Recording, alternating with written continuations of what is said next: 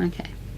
Well, we're here at the Wellness and Total Learning Center, and what we are going to be doing here on camera is talking to Adrienne, and Adrienne is going to be a participant in our program for biofeedback specific to PTSD, that's post-traumatic stress disorder. And Adrienne, you have experienced post-traumatic stress disorder because of you had circumstances in your life, right, that simply were very traumatic. Would you like to tell us just a little bit about that? I guess it would start just from childhood on up.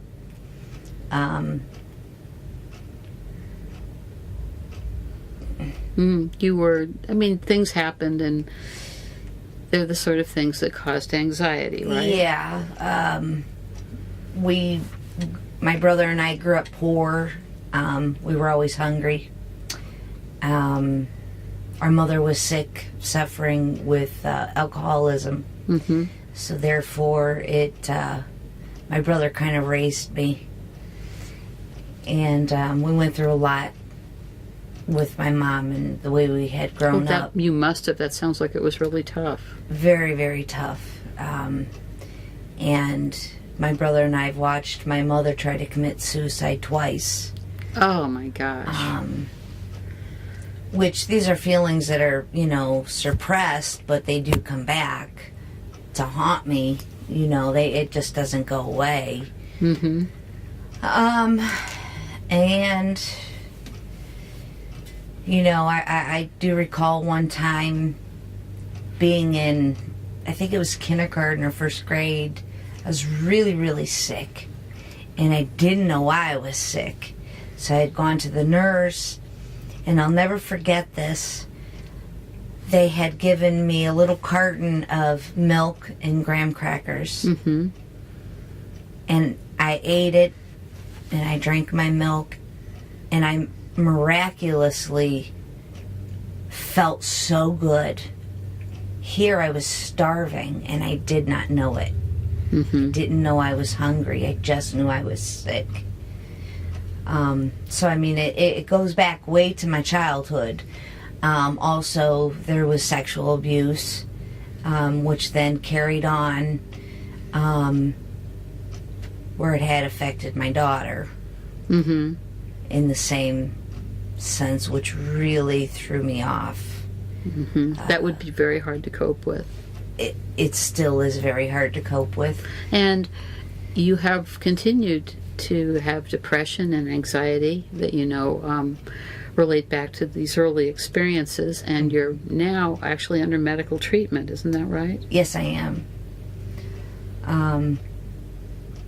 I'm on a few antidepressants, medications, but they're just numbing my feelings, so to speak, to where I don't worry as much or panic or be afraid to go to work or be afraid to drive, or I would just get to the point where I couldn't be a passenger because I was so afraid that I had to literally start driving myself, especially in the wintertime, and then I would have a panic attack. Mm-hmm. Because I couldn't do it myself.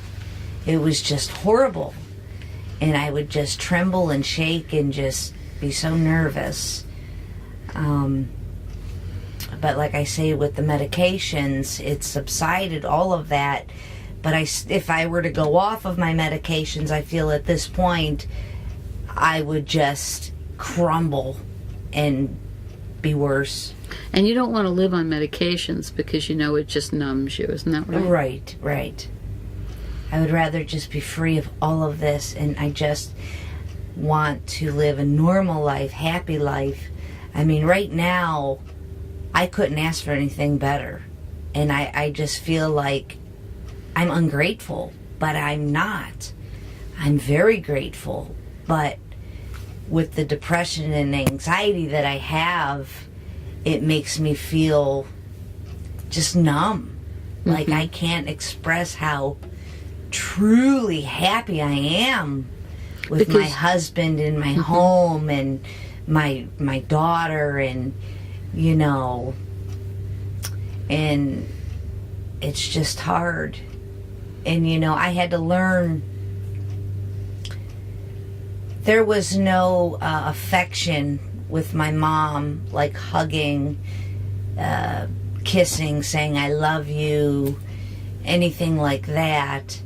Her way of showing us that she loved us was through gifts.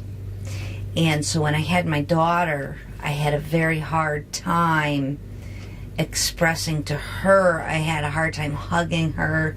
I had a hard time telling her I loved her. I had a hard time touching her. And I feel that that's because I didn't receive that from my mother. And then it came to a point where I had sat my daughter down and I had explained to her, Mom's going to start, and I'm going to try to start hugging you more and kissing you more, and it's going to be hard on me, but I'm really going to try hard to do this. And I've succeeded. Because now when I see my daughter, we don't leave each other without saying I love you, or hug each other, or kiss one another.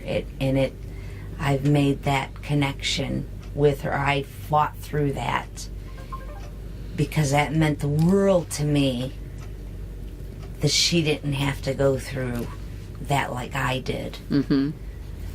And so that's really what you want. What you want is not a partial life, but whole life. Yes. And I want to show my husband how much I truly love him. Because I feel like with the issues that I have, it pulls me away from him. And it makes me think like he doesn't understand me. And yet he'll say, well, I understand more than you think. And it's like, does he or doesn't he? And I want to believe that he doesn't understand me. But he's the best thing that has ever happened to me besides my daughter. I mean, really. And I want him to know that, which is hard at times because of the post-traumatic stress disorder, of showing my feelings in love, and I understand. I just kind of just the way I was raised, so it's the way I show him also, through gifts, or he's a very loving, touching, close-knit family, and that's what I needed in life. And so you found it, but you want to be able to be more completely a part of that family. Yes. And the PTSD is a barrier that keeps you from having that happen, so we want to not numb it down, but eliminate it. Right. And I know that'll happen. I really believe that. And we'll be back here in a few weeks so that you can talk again about what happened with your treatment for PTSD using biofeedback. Okay. Great. God bless. Thank you.